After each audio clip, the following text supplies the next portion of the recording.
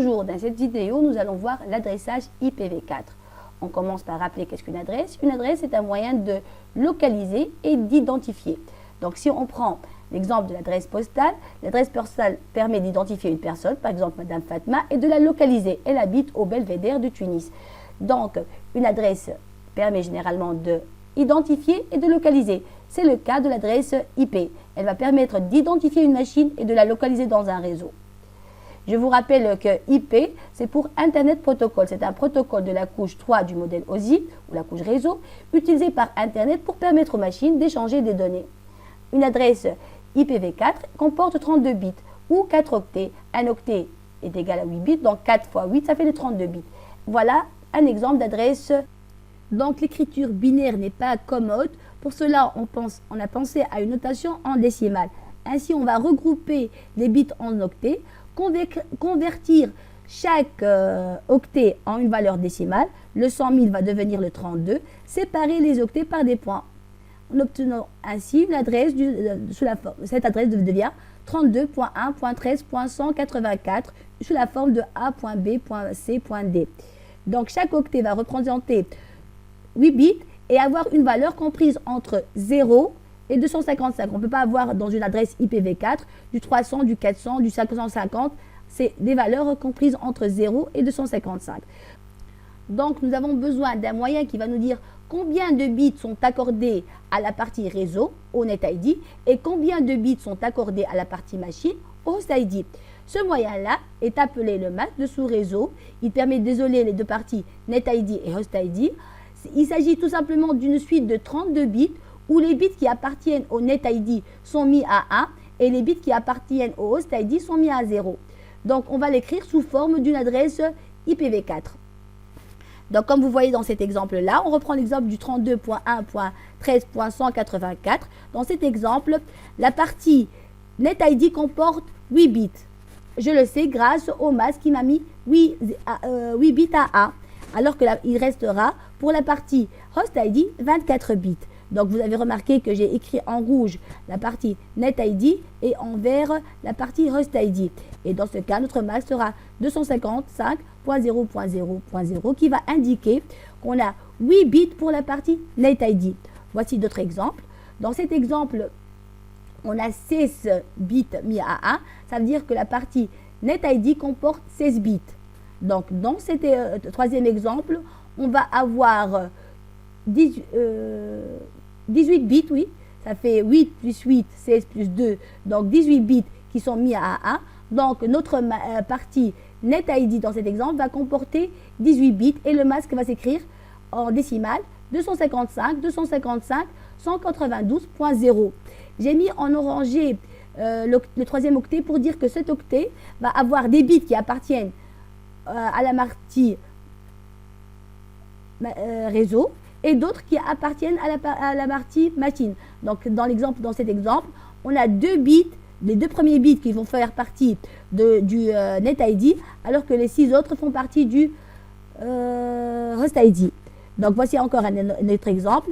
Cette fois-ci, on va se retrouver avec 26 bits, donc 8 plus 8 plus 8, 24 plus 2, ça nous fait 26 bits pour la partie NetID et seulement 6 bits pour la partie machine ou HostID. Donc le masque va s'écrire 255, 255, 255, 252.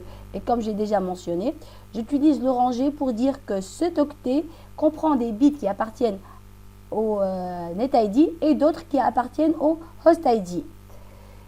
La question qui se pose maintenant est si on n'a pas de masque, qu'est-ce qu'on fait? Dans ce cas-là, on va utiliser le masque par défaut qui est indiqué par les classes. On a 3 classes, A, B, C. La première classe a fixé le premier bit du premier octet à 0.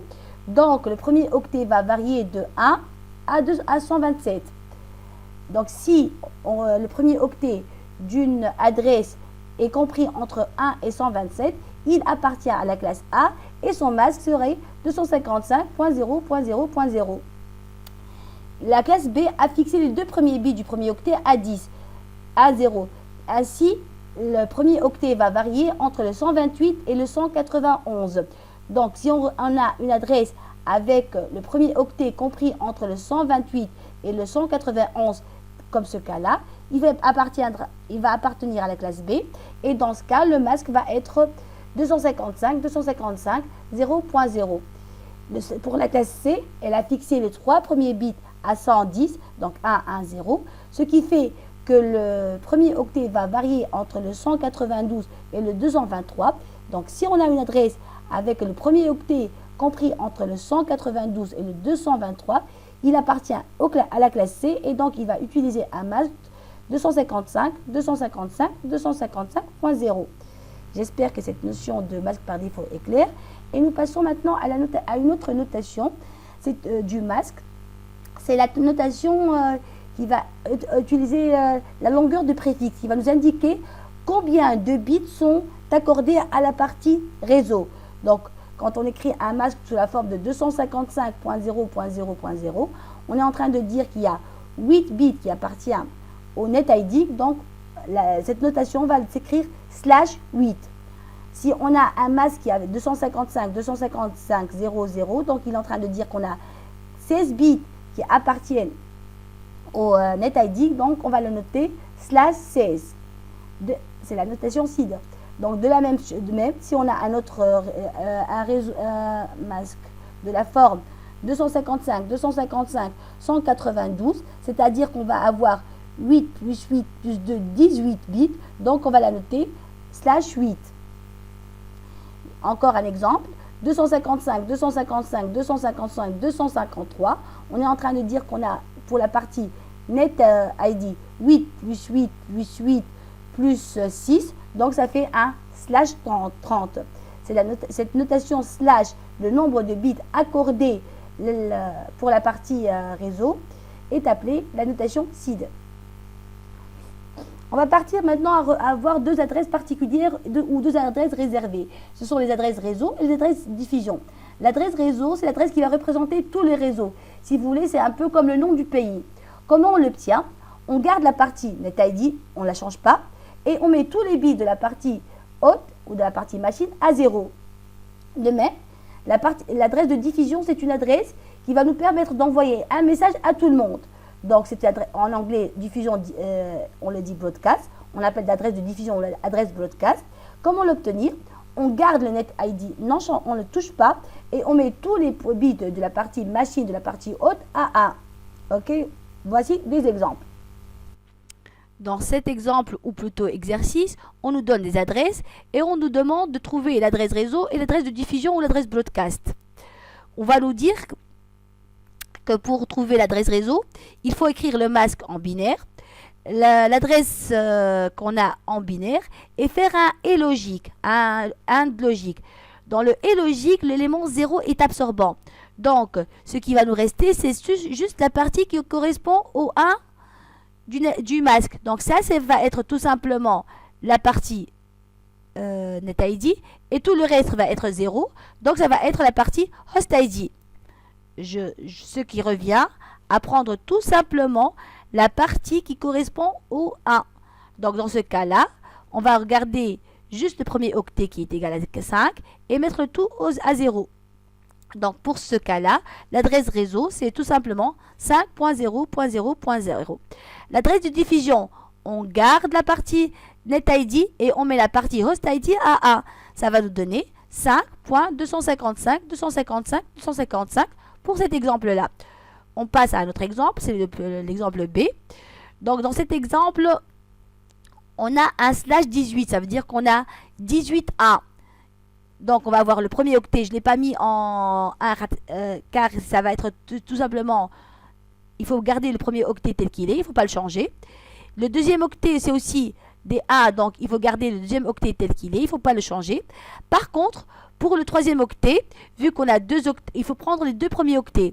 Donc j'ai converti le masque en binaire, j'ai converti le troisième octet de l'adresse en binaire, et je vais prendre juste la partie qui correspond au masque, donc, et mettre le reste à 0, et ça va nous donner ce résultat-là.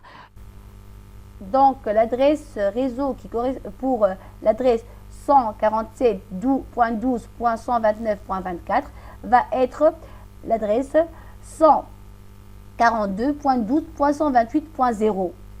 nous passons à l'adresse de diffusion. Comme on l'a dit, on garde la partie NetID et on met tous les bits de la partie HostID à A1, ce qui va nous donner le 142.12.191.255.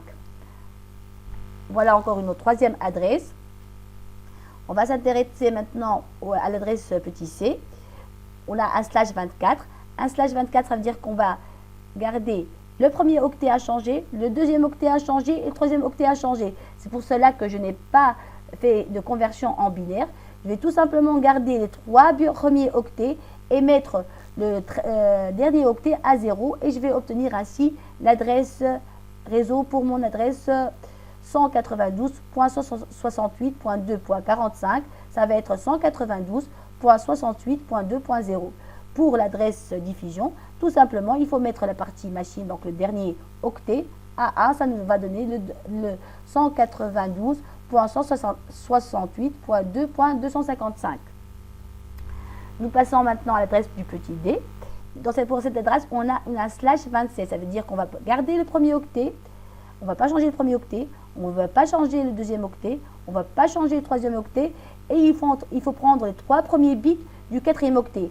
Donc, j'ai juste converti en binaire le 4e octet et j'ai gardé les 3 premiers octets vu qu'on ne va pas les changer. Donc, pour ce 4e octet, je vais prendre juste les 3 premiers bits comme indiqué par le réseau, plutôt par le masque, ce qui va nous donner une adresse réseau qui est 193.4.120.32. Donc, j'ai converti ça en binaire, ça nous donne 32 pour cette adresse du cas de 193.4.120.73. Maintenant, l'adresse de diffusion, il faut juste mettre la partie machine à 1. Donc, j'ai mis la partie à machine à 1 et j'ai converti en décimale. Ça nous donne 193.4.120.63. Donc, l'adresse qui a été donnée dans l'exemple D est elle-même une adresse de diffusion. Parfois, vous allez trouver des exercices où on vous demande d'identifier l'adresse. Donc, si c'est une adresse réseau ou une adresse diffusion ou tout simplement une adresse machine. Une adresse machine, c'est l'adresse qui va être comprise entre l'adresse réseau et l'adresse de diffusion. Autrement dit, elle va garder le NetID et avoir les bits de la partie machine, non tous à 1 et non tous à 0. Donc, le nombre d'adresses qu'on va obtenir, c'est 2 nombres de bits accordés à la partie HostID moins 2. Le moins 2, vu qu'on va enlever la partie, l'adresse réseau et l'adresse de diffusion.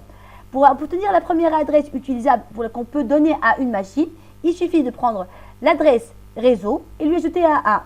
Pour trouver la dernière adresse qu'on peut donner à une machine, il suffit de prendre l'adresse de diffusion et de soustraire 1.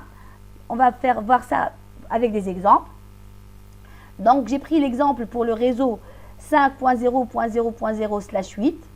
Donc, l'adresse de diffusion est 5.225.225.225. On garde juste le premier octet. C'est ça qui va correspondre à la partie NetID.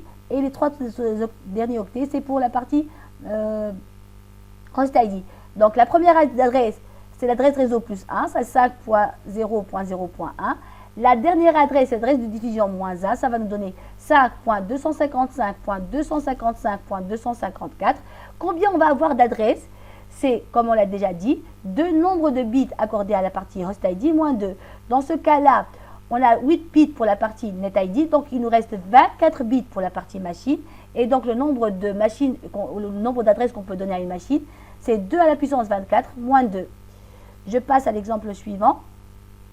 L'exemple suivant, c'est le 142.12.128.0/18. Et l'adresse de diffusion, on l'a déjà calculé, c'est le 142.112.191.255. Pour trouver la première adresse, je fais l'adresse réseau plus 1. Pour trouver la dernière adresse, je fais l'adresse diffusion moins 1. Le nombre d'adresses utilisables qu'on a, c'est 2 à la puissance 14. 14, je l'ai obtenu en faisant 32 moins 18, les 18 bits accordés à la partie NetID. Donc, il me reste 14 bits pour la partie HostID et je 2 à la puissance 14 moins 2. On va faire la même chose pour les 2 autres exemples qu'on a déjà traités. Donc, si je fais un petit récapitulatif jusqu'à présent, nous avons vu l'adresse, L'adresse réseau, qui est l'adresse de tous les réseaux, c'est une adresse qu'on ne doit pas donner à aucune interface d'aucun équipement dans notre réseau. Nous avons vu aussi l'adresse de diffusion, c'est l'adresse qui permet d'envoyer un message à tout le réseau. C'est aussi une adresse réservée, on ne doit pas la donner à aucune interface de nos équipements dans notre réseau. Par contre, nous avons les adresses machines qui sont des adresses qu'on peut donner aux équipements de notre réseau. J'espère que c'est assez clair et on va passer à autre chose, c'est la segmentation du réseau en sous-réseaux. C'est un peu comme diviser un pays en des villes. Donc, c'est le principe de diviser pour mieux régner. Donc, notre réseau, on va le diviser en des sous-réseaux, ce qui va nous avoir un acheminement de paquets plus rapide et qui va améliorer aussi le côté sécurité, sachant que chaque sous-réseau va se comporter comme un réseau indépendant. Donc, la question qui se pose, c'est comment segmenter un réseau en X sous-réseaux. Comment diviser ce réseau qu'on a en des sous-réseaux. Donc, on va voir ça via un exemple. Donc, j'ai pris le réseau 5.0.0.0/8 et je veux créer deux sous-réseaux. Donc, la première étape, c'est d'emprunter des bits à la partie machine pour les donner à la partie réseau. Donc, combien on va emprunter de bits? On va emprunter n bits de façon que le nombre de réseaux qu'on veut créer soit compris entre 2 à la puissance n-1 et 2 à la puissance n. Dans notre cas, on veut créer 2 bits. Donc, il suffit tout simplement de prendre, on veut créer deux réseaux. Donc, il suffit tout simplement de prendre un bit. Un bit va nous donner deux possibilités qui sont le 0 et le 1. Et bien sûr, si on a pris un bit de la partie machine et on l'a donné à la partie réseau, le masque va changer. Et on était dans un slash 8, c'est-à-dire un 255.0.0.0. On va devenir, avec le bit qu'on a ajouté, le masque va devenir 255.128.0.0 ou un slash 9. Donc, j'ai emprunté un bit de la partie machine et je l'ai donné à la partie réseau. La seconde étape, c'est de représenter les ID des sous-réseaux. C'est-à-dire quoi? J'ai emprunté, je vous rappelle que dans notre exemple, on a emprunté un bit à la partie machine pour créer deux sous-réseaux. Donc, le premier sous-réseau, j'avais appelé SR0, sous-réseau 0, on commence par 0, va avoir comme identifiant le 0. Le second sous-réseau va avoir comme identifiant le 1. La troisième façon pour obtenir les adresses réseau et les adresses de diffusion, c'est de garder la partie réseau, de ne pas la toucher, ajouter l'ID du sous-réseau et mettre le reste à 0.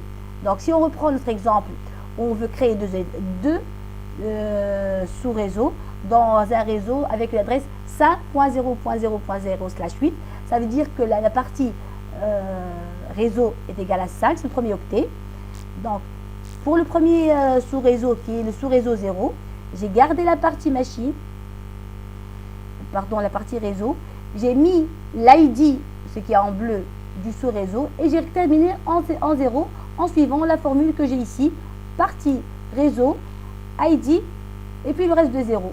Ça va nous donner 5.0.0.0/9, vu qu'on a maintenant 9 bits qui représentent la partie réseau. Pour l'adresse de diffusion, je garde la partie réseau, je garde l'ID et je mets le reste à 1. Ça va nous donner 5.127.255.255/9. Pour le deuxième réseau, je fais la même chose. Je garde la partie réseau, c'est-à-dire le 5, le premier octet. Je mets l'ID du deuxième réseau qui est le 1, c'est l'ID du SR1, vu qu'on commence par 0, et je mets le reste à 0. Donc, le deuxième sous-réseau va avoir comme adresse réseau 5.128.0.0. Il suffit de convertir ça en décimale pour avoir le nouveau sous-réseau. Pour l'adresse de diffusion, je fais la même chose. Je garde la partie réseau, le NetID, je mets l'ID du sous-réseau, c'est le 1 dans ce cas, et je termine par des 1. Ça nous fait 5.255.255.255/9. J'espère que c'est clair. Sinon, on va encore faire un exemple pour mieux comprendre. Donc, on s'intéresse au réseau 192.68.2.0 pour créer 4 sous-réseaux. On veut créer 4 sous-réseaux. Donc, la première étape, c'est de trouver le nombre de bits N à emprunter à la partie machine pour les ajouter à la partie réseau pour créer ces 4 sous-réseaux. Donc, il est évident que le N est égal à 2, vu que 2 à la puissance 2 est égal à 4. Donc, on va prendre 2 bits de la partie machine, autrement dit du dernier octet, et les ajouter à la partie réseau. Donc, notre masque n'est plus 255.255.255.0, mais 255.255.255.192 ou /26. Donc, on a emprunté 2 bits à la partie machine. L'étape après, c'est d'écrire les ID de nos sous-réseaux. Avec ces 2 bits, on a 4 possibilités qu'on va écrire. Donc, la première possibilité, c'est le 00, le 01, le 10 et le 11. Et ce sera les ID de nos 4 sous-réseaux. J'espère que c'est clair. Sinon, on va encore faire un exemple pour mieux comprendre. Donc, on s'intéresse au réseau 192.68.2.0 pour créer 4 sous-réseaux. On veut créer 4 sous-réseaux. Donc, la première étape, c'est de trouver le nombre de bits L à emprunter à la partie machine pour les ajouter à la partie réseau pour créer ces 4 sous-réseaux. Donc, il est évident que le N est égal à 2, vu que 2 à la puissance 2 est égal à 4. Donc, on va prendre 2 bits de la partie machine, autrement dit du dernier octet, et les ajouter à la partie réseau. Donc, notre masque n'est plus 255.255.255.0, mais 255.255.255.192 ou /26. Donc, on a emprunté 2 bits à la partie machine. L'étape après, c'est d'écrire les ID de nos sous-réseaux. Avec ces 2 bits, on a 4 possibilités qu'on va écrire. Donc, la première possibilité, c'est le 00, le 01, le 10 et le 11. Et ce sera les ID de nos 4 sous-réseaux. La troisième partie, c'est comment retrouver les adresses réseau et les adresses diffusion. On a dit qu'on garde la partie réseau. Donc, on va garder les 3 premiers octets. Pour le dernier octet, on va mettre l'ID du sous-réseau et terminer par des zéros. Donc, le premier sous-réseau qui va correspondre au sous-réseau 0 va avoir comme adresse le 192, le .68.2.0/26. Pour l'adresse diffusion, on va mettre la partie machine à 1. Ça va nous donner 192.168.2.63. Pour le deuxième sous-réseau, on fait la même chose. On garde les 3 premiers octets, la partie réseau non changée. On met l'ID du deuxième, c'est le 01, c'est le sous-réseau 1. Et 0, la partie machine. Donc, ça va nous donner le 192.168.2.64. Et on va faire la même chose pour les 3.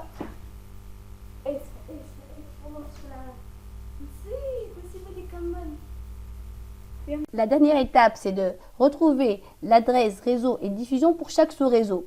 Donc, pour le premier sous-réseau, on va garder la partie réseau. Dans notre cas, ce sont les 3 premiers octets.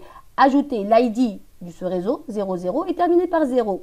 Donc, ça va nous donner le 192.68.2.0/26. De même pour l'adresse de diffusion, on garde la partie réseau, les 3 premiers octets. On ajoute l'ID du sous-réseau 00 et termine par 1. Ça nous donne le 192.68.2.63. On passe au deuxième sous-réseau qui va être le sous-réseau 1. Donc, vu qu'on commence par le sous-réseau 0, donc le premier c'est le sous-réseau 0, le deuxième sous-réseau c'est le sous-réseau 1. Donc, on garde la partie réseau, le 192.68.2, on ajoute au dernier octet l'ID du sous-réseau 01, on termine avec des zéros, ça va nous donner le 192.68.2.64. Ce que vous remarquez qu'on est passé du 0 au 64. Ça, c'est le pas. Et avec ce pas, on peut déterminer facilement tous les autres réseaux, sous-réseaux. Donc, si j'ajoute au 64 le pas, qui est de 64, ça va me donner le 128. Et ça sera l'adresse réseau du troisième sous-réseau. Si j'ajoute encore à 64, qui est le pas, je retrouve le 192, qui est l'adresse réseau du quatrième sous-réseau. Donc, j'espère que cette question de pas est bien claire. En retrouvant le pas, dans notre cas, c'est le 64, on peut passer directement aux autres sous-réseaux sans faire cette conversation binaire. D'accord? Donc, j'espère que c'est clair. On va terminer par un exercice. Je vous donne le réseau 182.12.128.0/18 et on veut créer 7 sous-réseaux. L'exercice vous demande de donner pour le 6e sous-réseau le masque, le nombre de machines qu'il contient, l'adresse du réseau de ce sous-réseau, l'adresse de diffusion de ce sous-réseau, à savoir le 6e, ainsi que la première adresse machine utilisable et la dernière adresse machine utilisable. Donc, on va commencer par l'étape 1, c'est de retrouver le N qu'il faut pour créer ces 7 sous-réseaux. Donc, dans notre cas, le N est bien 3, vu que 7 est compris entre 4 et 8. Donc, le N est égal à 3, c'est-à-dire qu'on va prendre 3 bits de la partie machine et les ajouter à la partie réseau. Et on va passer du slash 18 au slash 21. Autrement dit, notre nouveau masque va être 255.255.248.0. Deuxième étape, c'est d'écrire les ID des sous-réseaux en utilisant ces 3 bits. Donc, on commence, comme je vous l'ai déjà dit, par l'ID du sous-réseau 0 qui correspond au premier sous-réseau. Donc, on va avoir un décalage de 1 entre le premier sous-réseau et l'indice du sous-réseau. Donc, l'ID du premier sous-réseau avec ces 3 bits, ça va être 30. Le deuxième, ça va être 001, 010, 011, 100, 101, 110. Et ainsi, on a les 7 ID qu'on veut. Donc, c'est le 101. Nous passons maintenant à déterminer le masque dont on l'a déjà fait. Le nombre de machines qui contient ce 6e sous-réseau. Je vous rappelle que pour calculer le nombre de machines ou d'adresses utilisables, on fait 2 nombre de bits accordés à la partie machine moins 2. Donc c'est 2 à la puissance 11. Le 11 c'est le 32 moins 21, donc c'est 11 moins 2. On enlève l'adresse, le moins 2, parce qu'on enlève l'adresse du réseau et l'adresse de diffusion.